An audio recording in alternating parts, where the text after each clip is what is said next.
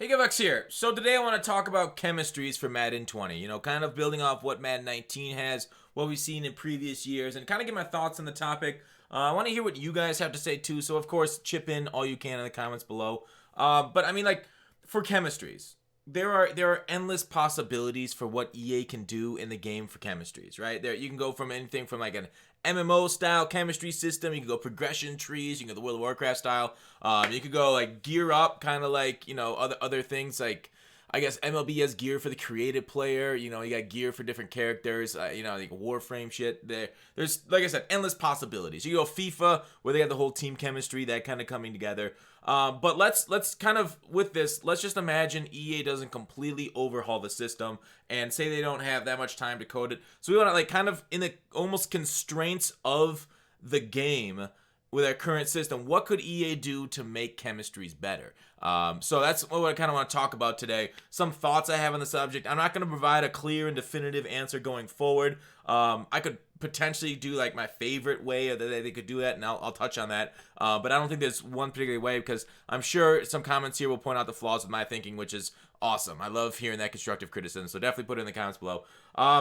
So I think right off the bat, I want to talk about red chemistries. I think like it's the kind of biggest issue with game balance. Well, not the biggest issue with game balance, but chemistry-wise, the biggest issue because they are so powerful. Now, should they be that powerful and should they be in the game? I would be fine, and this might be controversial. I don't know. I'd be fine with them just eliminating red chemistries from the game altogether. I think with the powerfulness of playmaker red chemistry, deep route running chemistry, and they're unable to there's just no zone on the field to stop them. Man coverage can't keep up with those deep route runners unless you cross man them from specific spots in the field.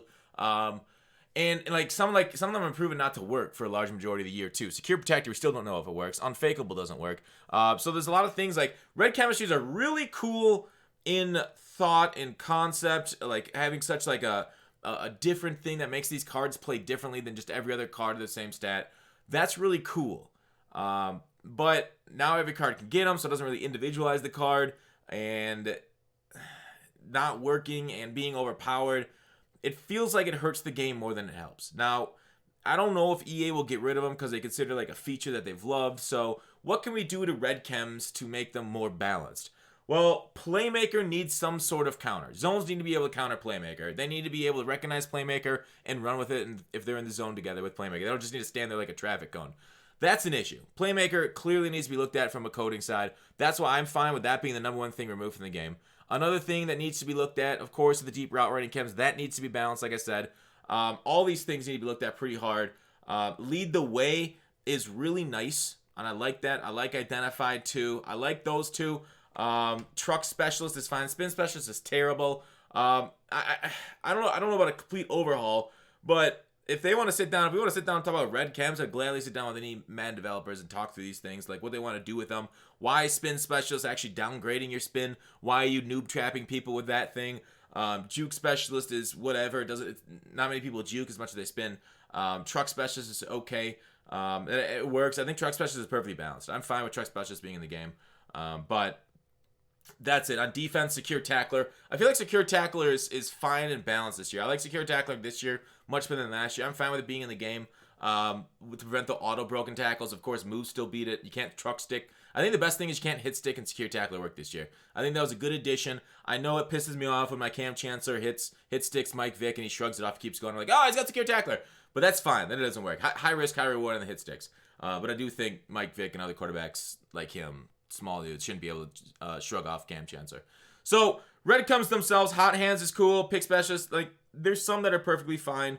So I don't know about the complete elimination of them. It might need to be changed to where like how we have red chem thresholds this year, and then you can add them. Maybe like once you hit a certain threshold, then they just get added automatically. Like what's the point of Tom Brady? Maybe with 95 awareness above, you can get conductor, something like that. Instead of having like every single mobile quarterback, the Mike Vick back and wherever, he was getting conductor, gunslinger going guys with high throw power again. But it's tough because once we hit end game here, the red chems become basically do whatever you want on any card in the game, which makes the game a little bit more stale. Early on in the year, it makes a lot more sense for those thresholds because only certain quarterbacks or certain running backs and certain wide receivers can get to them. So it actually provides a little differentiation, makes guy with high playmaker or route running ability, get that playmaker, for example. So that is a conundrum of itself. How should red chems be implemented then? I am totally fine with them naturally getting them. The problem is, like, once you naturally hit all those stats, like, is it just going to be like a page full of red chems that you guys get? So that's fine. Then do they become traits? So traits here should also become chemistry. Like, we already have, like, so this Cam Newton here. Like, what is the point of the throw under pressure stat when the trait for, like, Mike Vick is paranoid? Like, what does paranoid do in comparison to 93 throw under pressure or Cam Newton's? I don't know what his under pressure trait is. His 99 under pressure. Does the trait matter then? There needs to be some sort of the traits need to be on the card next year. Traits need to be something that we see. I would be fine with being able to buy traits to put on the cards. I think that would be a great addition to the chemistry system. But actually make them do something that we can see in game and you can tell us. We need to be told what these things do. You know, you got a competitive esport. I know you guys like to obscure things and make it a big mystery, so that way you could change it at whim, wherever your freaking patch is. Just do whatever you want, and that's just frustrating as a player to have that. Like, is it that hard to communicate to us? Hey, we've decided to change blank because we think it's overpowered. No, I think as players we can accept something's overpowered, and we're fine with it being changed. Or something's wrong, and we can understand. Like, you took out contains mistakenly, but we accept and we still play the game.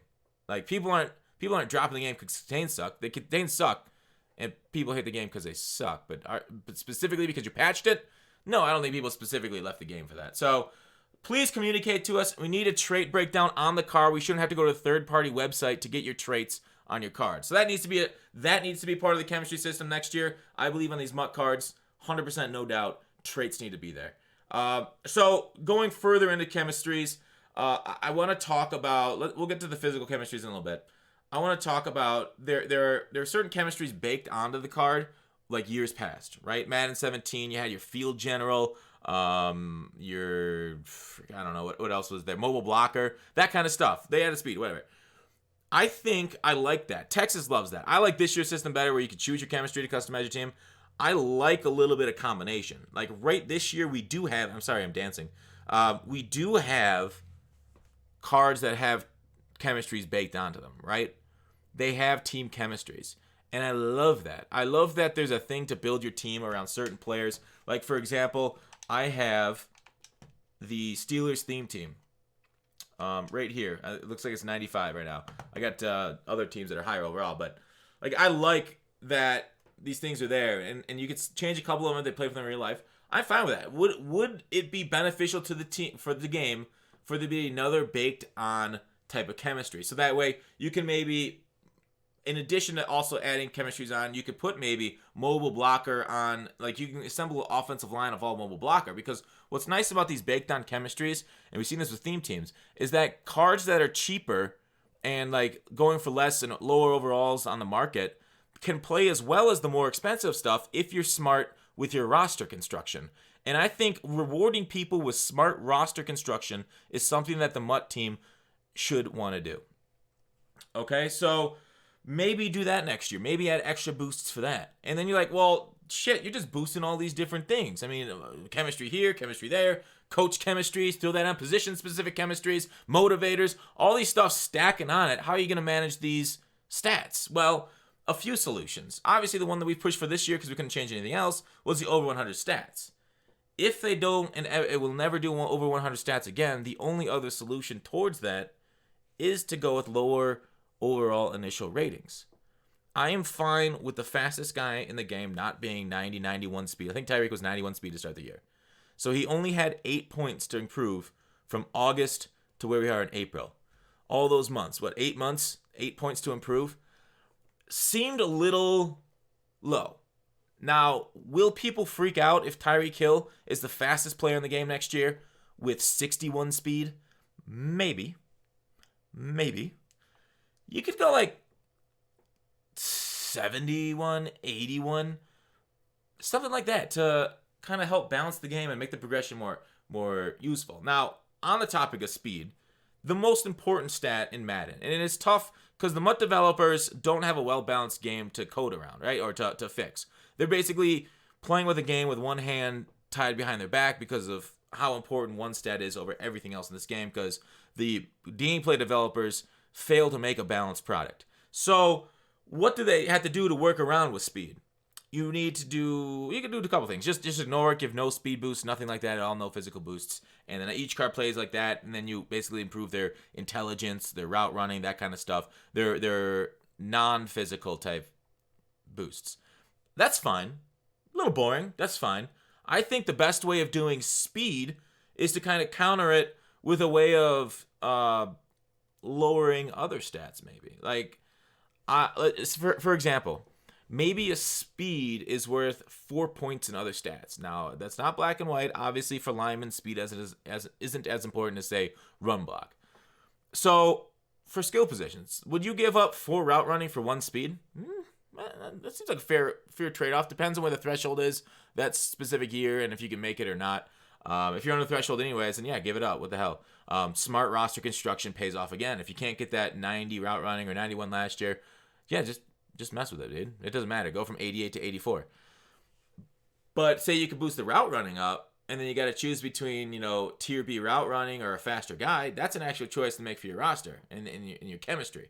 And I love that. So maybe, I know Jake, I think it was Jake put out a poll a year ago or a few years ago about would you guys want additive stats if they took away from other stuff. I don't remember how it turned out, but it's an interesting solution. I think it would work best with speed, of course. But, like, why would you add speed if you're losing 4? If one speed's equal to 4 stats of another one? Why wouldn't you, like, lose 1 or gain 1 speed and lose 2? That would actually be a bonus worth getting if we're talking 4 to 1. So, something like that I would totally be fine with. But right now, like, being able to take up a 91 speed guy with all the chems up to 97, it's a lot. And especially with a lot of cards are there, a lot of cards are equal now, game's kind of stale, we saw this coming, whatever. I think that's fine if you have to provide trade-offs for speed. What do you guys think? Would that be, the downside of that is maybe people would hate that. Would you absolutely hate that if you had to lose some stats to get speed? Or, like I said, when you're boosting other stats, you don't lose anything. Like, say you're boosting block shit, you actually don't lose any other stat. I'm totally fine with that. Maybe you can make them, maybe there could be, if you do want to make them lose, maybe you could say that the stat could be run-focused, or run stuffer stat would be plus block shed, lower power move, finesse move, because you want that guy specifically playing the run just about every single down. And maybe that's the chemistry you go with. Now, I don't know if that makes sense. Logically, like, a player just doesn't play the run every down. I mean, Vince Wilfork basically played the run every down. Wasn't much of a pass rusher. So maybe it makes some logical sense there. There's some wider reaches in Madden's ideas in the past for balance in this game. So that's not that far-fetched, but I don't think there's a need to lower other stats if you do the boost. I think the only thing that needs to be traded off are the physical chems. So that's my thought on those chems, on chemistry, at least for there. So physical chems, and talk about, so like what my ideal one would be, you got your team chem, you got your other baked on chem, like your mobile blocker, your field general, that stuff like that. So you have 2 of those baked on chems, and then you have the same ability to power up stuff this year and add your own personal chem onto the card too. So you'd be able to add your own chemistry too. So that maybe you have the 3 chemistries total. Man, maybe the sprinter and these chemistries get combined. Sprinter and your own choice gets combined, so you can choose the sprinter and lose the other stuff. But then I worry too many people are just going to choose the speed because it's just that valuable, and I think I would too. I'm not sure there's enough depth there to choose something like go deep over extra speed, even though you're losing a couple stats. 'Cause I'd totally go to speed. Not a doubt in my mind, I go to speed. Maybe you need to separate physical chem still as a second boost, or just I mean that's the option to have is do you combine them and give sprinter now has a penalty to balance it with the rest of the chems, or keep them separate, and then no red chems, and then these things are gone. So there would be like 2, 1, and then maybe a 4th one if we decide to go with physical chemistries that also hurt yourself. So like you could hurt yourself with physical chemistry, then make it up here, and then patch it with your other chosen chemistry and your other baked down chemistries. I don't know. Let me know. Here's the thing I don't want to change. I don't want theme team chems to change. I think theme team chems this year, absolutely perfect. I do not think these +3s need to go up or down. I think that was perfectly balanced. Like last year, before they implemented these things, I was like, hey, do you guys think it should be +5, +4, +3? What do you think? Man, I went +3. I think +3 is great. I think that's enough for theme teams. Let me know what you think on that too. There's so many things to talk about, to get ideas on. There is no correct solution going forward. I think I hit everything I want to talk about. I'm just gonna look through my notes quick. I'm sure I missed something about overpowered, underpowered stuff, balancing. So yeah, let me know in the comments below. What do you guys think? What do you guys want for Madden 20 for chemistry? What's your ideal system? But that's it. Thanks for watching. Call to action. I'll see you tomorrow.